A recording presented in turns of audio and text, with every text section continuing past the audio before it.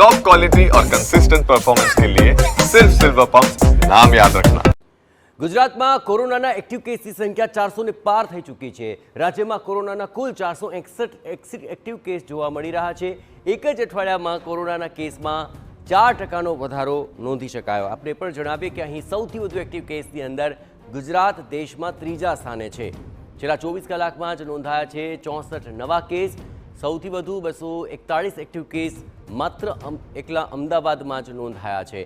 અમદાવાદ સિવિલની અંદર 4 કોરોના દર્દી હાલ સારવાર હેઠળ છે। 20 દર્દી હોસ્પિટલમાં સારવાર હેઠળ છે અને 441 જેટલા દર્દી હોમ આઇસોલેશનમાં છે। અને દેશની જો વાત કરવામાં આવે તો સૌથી વધુ એક્ટિવ કેસ મામલે કેરળ 1416 કેસ સાથે મોખરે છે। ત્યારબાદ મહારાષ્ટ્ર 494 કેસ સાથે દ્વિતીય ક્રમે અને ગુજરાત 461 કેસ સાથે ત્રીજા ક્રમાંકે છે। જ્યારે કે દિલ્હીની અંદર 393 એક્ટિવ કેસ અને પશ્ચિમ બંગાળમાં 372 એક્ટિવ કેસ નોંધાયા છે।